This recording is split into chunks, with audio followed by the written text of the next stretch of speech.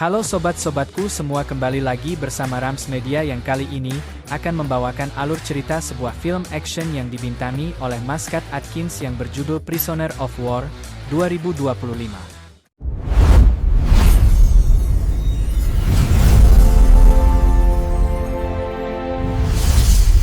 Di awal film kita akan diperkenalkan dengan seorang pria bernama James yang saat itu memasuki sebuah dojo. Setelah masuk ke dalam, James bertanya kepada ketua dojo di mana seorang pria bernama kolonel itu. Where is he? You bring trouble and dishonor. That man in that photo. Si ketua dojo mengatakan kalau kolonel itu adalah ayahnya dan kenapa James ingin menemuinya. James menjelaskan kalau dirinya merupakan komandan pasukan khusus Inggris yang pernah disandra oleh kolonel itu. Dan kedatangan James ke sini untuk melakukan perduelan dengannya. Mengetahui itu semua, si ketua dojo langsung menyuruh semua muridnya untuk menyerang James.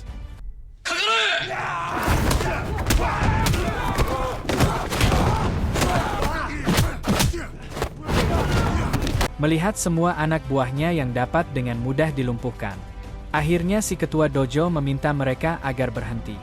Lalu si ketua dojo bertanya apa yang sebenarnya terjadi sampai James saat ingin berduel dengan ayahnya.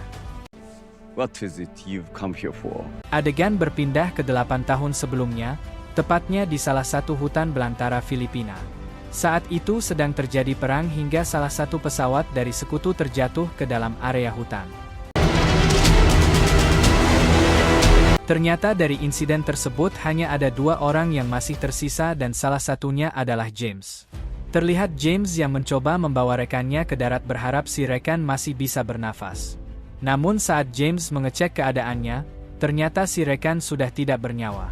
Beberapa jam kemudian, matahari mulai terbit dan terlihat sekelompok tentara Jepang sedang bersiaga di area hutan. Diberitahu kalau pada saat itu tentara Jepang sedang menduduki wilayah Filipina, termasuk area dalam hutannya. Tak lama mereka menemukan kuburan yang masih segar hingga mereka yakin kalau ada musuh di sekitaran sini. Kemudian komandan Jepang meminta anak buahnya agar berpencar supaya mereka bisa segera menemukan musuh tersebut. Ternyata di sana ada James, sedangkan kuburan tadi adalah kuburan rekannya yang semalam tewas. James dengan siaga mencoba bersembunyi di balik pohon dan diam-diam pindah ke tempat lain. Sampai di suatu kesempatan, James mencoba melawan mereka yang sedang berpencar. Tak lama kemudian, para tentara Jepang yang lain mulai berdatangan hingga James memutuskan untuk segera kabur. Sayangnya setelah mencoba kabur, James pada akhirnya harus terpojok oleh para tentara Jepang. Lalu komandan mereka langsung menodongkan senjata dan siap menghabisi James. Namun tiba-tiba sang komandan mengurungkan niatnya dan lebih memilih untuk membawa James ke kemit. Adegan berpindah ke kamar Jepang yang ada di tengah hutan Filipino. Kemudian terlihat para tahanan perang yang berasal dari Amerika dan Filipina tengah bermain bersama di sela jam istirahat. Di waktu yang sama datanglah James yang dibawa oleh sang komandan serta beberapa anak buahnya tadi. Lalu James dihampiri oleh atasan dari sang komandan yang diketahui bernama Kolonel Ito. Di sini Kolonel Ito bertanya siapa James dan kenapa James bisa berada di tengah hutan Filipino. Kolonel Ito juga bertanya apakah James tentara Amerika. Namun James sama sekali tidak menjawab semua pertanyaan tersebut. Pada akhirnya Kolonel Ito memerintahkan sang komandan untuk menghabisi James di tempat lain. Singkat cerita, James dibawa oleh sang komandan dan 2 anak buahnya ke belakang camp. Di sini sang komandan langsung mengeluarkan pedang hingga James terlihat hanya bisa pasrah. Tapi ketika pedang itu akan diayunkan, tiba-tiba dengan sangat mudah, James berhasil menghabisi sang komandan, termasuk kedua anak buahnya. Kemudian James segera kabur berharap ia bisa keluar dari hutan tersebut. 2 jam setelah itu, James tak sengaja menemukan sebuah pesawat milik Amerika yang mungkin dulu terperosok ke sana. Tapi di waktu yang sama, James mendengar suara tentara Jepang hingga ia kembali mencoba kabur. Namun sayang, tak lama dari itu, James malah terkena jebakan yang membuat dirinya tidak bisa berkutik. Singkat cerita, James dibawa kembali ke camp lalu menghadap Kolonel Ito. Di sini Kolonel Ito dibuat terkejut setelah mengetahui kalau James sudah menghabisi sang komandan dan 2 anak buahnya. Lalu Kolonel Ito melihat kalung James yang ternyata James bukan tentara Amerika melainkan pasukan khusus Inggris. Di sini Kolonel Ito juga menemukan kalung penghargaan yang diberikan oleh Ratu Inggris hingga James berkata kalau kalung itu milik ayahnya. Wing Commander James Bright. Kemudian Kolonel Ito mengatakan kalau pasukan Inggris pasti dikirim untuk menyelamatkan pasukan Amerika karena mereka adalah sekutu. James menjawab ya lalu meminta Kolonel Ito mengembalikan lagi kalung milik ayahnya. Namun Kolonel itu enggan memberikannya karena besok juga James akan ia eksekusi. But tomorrow, you die. Setelah itu, James digiring menuju salah satu ruangan gubuk khusus untuk para tahanan perang yang ada di hutan tersebut. Malam harinya, James berkenalan dengan para tahanan Amerika yang sudah lama disandra di tempat ini. Kemudian mereka bertanya apa misi James dan kenapa ia bisa sampai tersesat di hutan ini. James mengatakan kalau dirinya ditugaskan pemerintah Inggris untuk menyerang Jepang serta menyelamatkan para tentara sekutu yang disandra. Namun sayang pada malam itu pesawat James berhasil dijatuhkan oleh tentara Jepang dan hanya ia yang masih selamat. Lalu mereka juga bertanya apakah bantuan akan tiba dan James menjawab tidak tahu. James rupanya sudah tidak peduli karena di hari besok ia akan dieksekusi oleh kolonel itu. Joe's got a bullet with my name on it. Just better hope it's a clean beheading. Keesokan paginya tampak para tentara Jepang yang sedang berlatih. Rupanya latihan tersebut diawasi langsung oleh Kolonel Ito yang memang terkenal begitu hebat. Beberapa jam setelah itu terlihat James yang akan segera dieksekusi mati di tengah lapangan. Beruntung sebelum hal itu dilakukan, Kolonel Ito meminta anak buahnya agar menunda dulu eksekusi tersebut. Ternyata Kolonel Ito berencana untuk membuat pertarungan antara James dengan petarung terbaiknya. Bahkan Kolonel Ito tidak akan mengeksekusi James sekarang apabila James berhasil memenangkan pertarungan. Good. Sebelum melawan James, Kolonel Ito menyuruh 3 orang tentara Filipina agar maju duluan. Ini dia petarung andalan Kolonel Ito yang belum pernah terkalahkan karena memang dia begitu hebat. Setelah lonceng berbunyi, 3 orang tentara Filipina tadi mencoba melakukan penyerangan. Tapi ini hasilnya.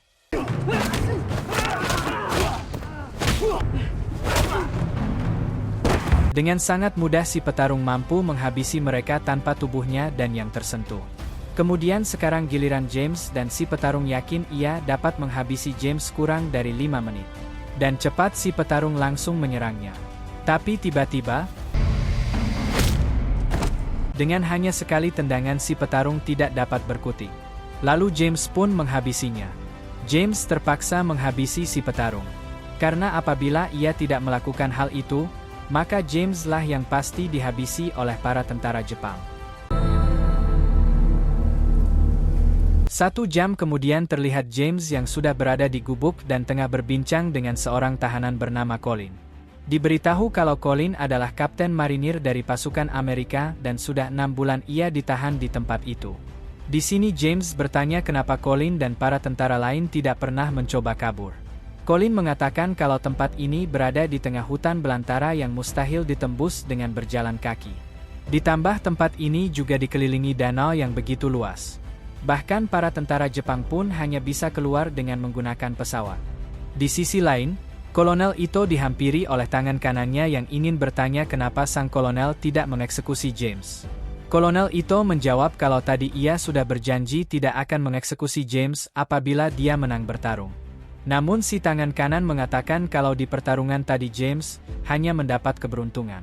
Pada akhirnya Kolonel Ito setuju dan menyuruh si tangan kanan untuk memanggil James dalam 30 menit. Singkatnya James tiba di hadapan Kolonel Ito. Hingga James melihat seorang perawat yang tengah menyuguhkan minuman. Kemudian Kolonel Ito berkata kalau James jangan sok jago karena nanti sore ia harus kembali bertarung. Akan tetapi James hanya fokus ke kalung penghargaan milik ayahnya dan ia meminta Kolonel Ito untuk mengembalikannya. Give it back to me. Mendengar hal itu, Kolonel Ito pun langsung melakukan hal ini dan menyuruh James agar tidak banyak meminta. Sore harinya terlihat James yang berjalan ke lapangan untuk melakukan pertarungan. Ternyata James akan diadukan dengan 3 orang tentara Jepang yang merupakan anak buah Kolonel Ito. Setelah semuanya bersiap, Kolonel Ito pun segera memberikan aba-aba hingga pertarungan langsung dimulai.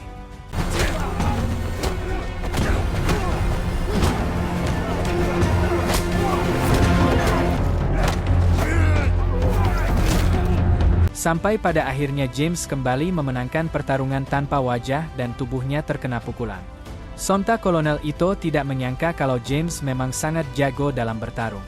Bahkan sebelum masuk ke dalam, Kolonel itu memberikan penghormatan untuk James. Setelah melakukan pertarungan, James kembali berbincang dengan Colin serta satu tentara Amerika bernama Sersan Gabriel. Di sini James kembali membahas tentang bagaimana mereka bisa kabur dari hutan terpencil ini.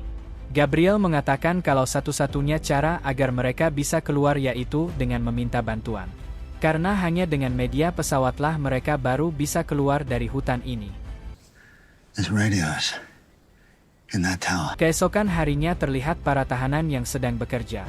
Sedangkan James dan Gabriel terus memperhatikan area menara. Sampai di suatu ketika, para tahanan dengan sengaja membuat keributan agar tentara Jepang yang berjaga di atas supaya turun. Dan cepat, James pun naik ke menara lalu mengambil radio satelit yang disimpan di sana.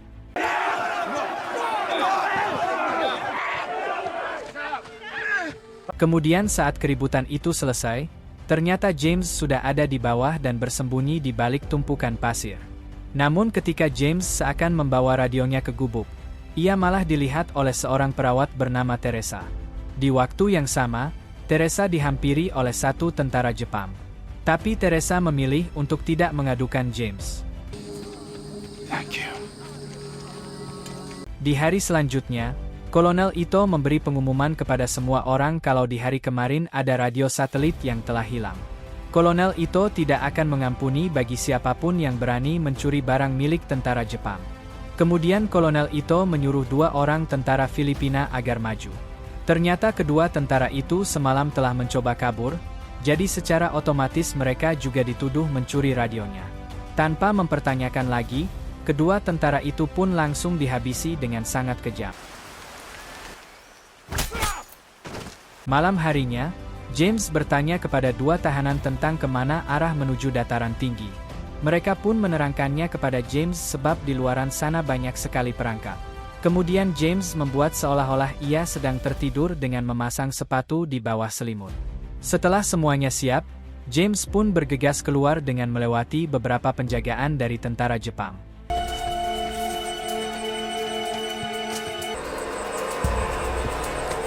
Tak lama setelah James pergi, ternyata tentara Jepang mulai mengecek ke setiap kamar. Beruntung satu tentara tidak sadar kalau James tengah pergi meninggalkan gubuk. Adegan berpindah kepada James yang akhirnya sampai di dataran tinggi. Tapi saat James mencoba menghubungi pasukan Amerika, ternyata bahasa yang bisa diterima hanya bahasa Navajo. Pada akhirnya James tidak dapat meminta bantuan lalu memutuskan untuk kembali ke camp. Keesokan paginya saat para tahanan dipekerjakan, James ditanya oleh Colin dan Gabriel tentang aksinya semalam. James menjelaskan kalau ia tidak bisa meminta bantuan sebab harus menggunakan bahasa Navajo.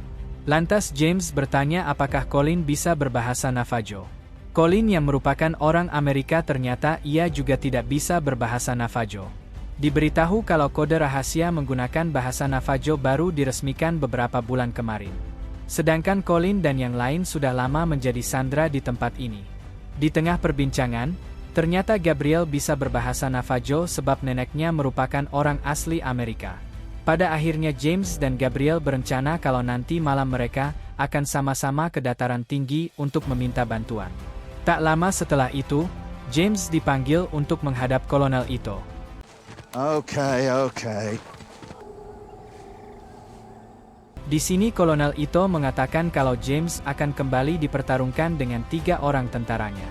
Mendengar hal itu, James menjawab kenapa ia tidak langsung saja berduel dengan Kolonel itu. Setelah James dibawa pergi, tangan kanan Kolonel Ito mengatakan bagaimana jika dirinya saja yang berduel dengan James.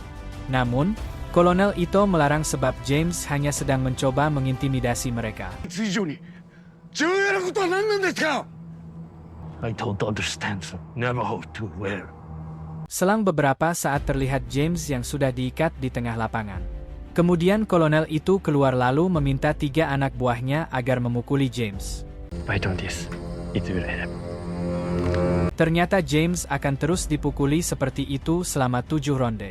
Setelah waktu 7 ronde selesai, ikatan James baru dilepaskan dan sekarang ia harus bertarung dengan ketiga tentara itu. Tapi tentunya James sudah tidak berdaya dan mana mungkin ia bisa bertahan. Hingga pada akhirnya James mencoba melawan mereka.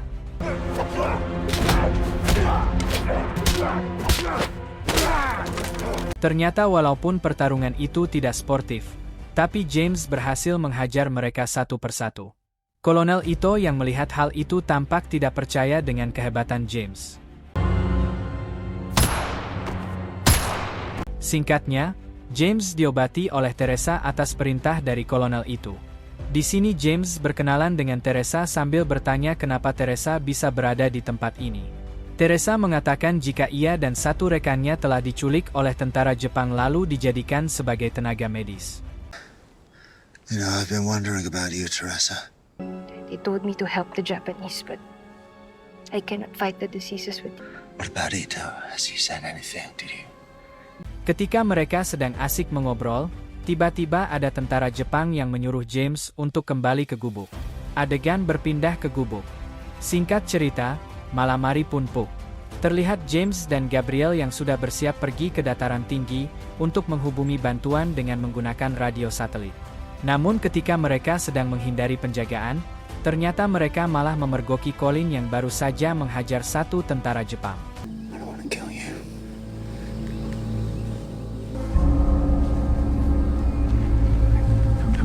Keesokan harinya terlihat Colin yang sudah disiksa habis-habisan. Ternyata Colin disiksa akibat semalam ia telah menghajar satu tentara Jepang. Kemudian Colin harus bertarung melawan 3 orang tentara.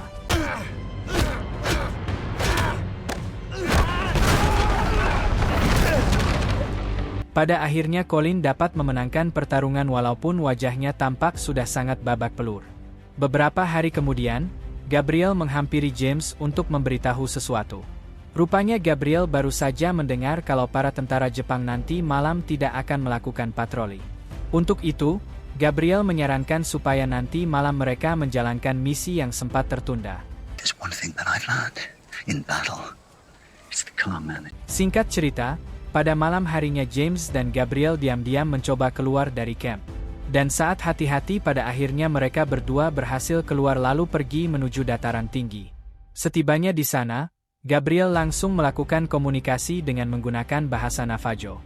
Alhasil, laporannya diterima dan bantuan akan tiba pada jam subuh. Mengetahui itu semua, James dan Gabriel sangat senang sebab mereka akan segera terbebas dari hutan ini. Kemudian James mengajak Gabriel agar segera kembali ke camp untuk membawa semua tahanan kabur. Namun ketika James dan Gabriel kembali, ternyata semua tahanan sudah dikumpulkan di tengah lapangan. Bersamaan dengan itu, para tentara Jepang masuk. Lalu James dan Gabriel langsung dilumpuhkan sampai mereka berdua pingsan. Keesokan harinya, James dan Gabriel baru tersadar dan mereka sudah berada di sebuah gudang yang penuh debu. Tak lama mereka dihampiri oleh Teresa dan rekannya yang langsung melepaskan ikatan. Teresa memberitahu kalau baru saja camp ini telah diserang oleh pasukan tempur Amerika. James dan Gabriel sadar kalau seharusnya jam 00 subuh tadi mereka sudah berada di dataran tinggi. Namun karena mereka malah ketahuan alhasil pesawat bantuan nekat menyerang camp ini. Kemudian mereka mengecek keluar dan terlihat keadaan yang sangat begitu kacau. Di sini James dan Gabriel berencana naik ke menara supaya mereka bisa mengambil kembali radio satelit. Namun karena mereka tidak memiliki senjata api, alhasil Teresa dan satu rekannya berakting di dekat menara. Dengan cepat, penjaga menara turun ke bawah untuk mengecek keadaan Teresa. Tapi tiba-tiba kemudian James dan Gabriel naik ke atas dan mengambil radio satelitnya. Mereka melihat para tahanan yang telah dibariskan untuk dieksekusi. James yang kini memegang senjata, Ia pun langsung menyerang para tentara Jepang hingga membuat kekacauan besar.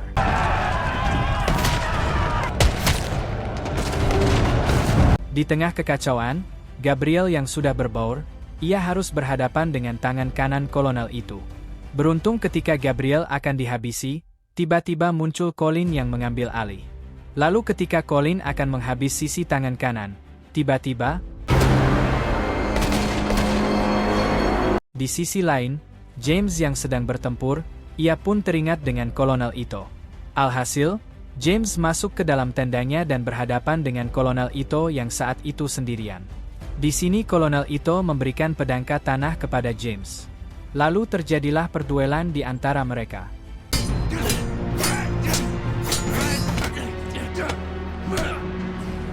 Di perduelan itu, James berhasil memojokkan kolonel Ito. Namun, James memilih untuk tidak menghabisinya. Singkat cerita, ketika James dan Gabriel hendak keluar dari camp, si tangan kanan sempat memergokinya dan siap menembak. Tapi tiba-tiba ternyata kolonel Ito ingin suatu saat ia dan James bisa kembali melakukan perduelan. Beberapa jam kemudian terlihat James dan para tahanan yang berhasil kabur dari camp. James segera mengajak yang lain untuk menancapkan tali di atas lalu disambungkan ke pesawat Amerika yang pernah terdampar di hutan. Sementara itu, Gabriel menghubungi bantuan dan memintanya agar mengangkut pesawatnya lewat tali di atas. Setelah semuanya siap, ternyata ada sekelompok tentara Jepang yang ingin menghentikan mereka. Beruntung para tentara itu berhasil diratakan oleh pesawat bantuan yang ada di atas. Hingga bersamaan dengan itu, tali yang tadi ditancapkan di atas mulai ditarik oleh roda pesawat bantuan. Pada akhirnya, James, Gabriel, Teresa, dan beberapa tahanan berhasil selamat dari kejadian tersebut. Copy that, Jungle Eagle. Don't worry, lads. We'll be back. Adegan berpindah ke awal film yang mana James sedang menemui si ketua dojo anak dari kolonel Ito. Di sini si ketua dojo mengatakan kalau ayahnya seringkali menceritakan tentang kehebatan James. Mendengar kolonel Ito telah meninggal, James pun hendak bergegas pergi. Namun, si ketua dojo menghentikannya. Ternyata si ketua dojo ingin mengajak James untuk berduel dengannya saja. I said, I want to see. Setelah keduanya siap, perduelan mereka pun segera dimulai.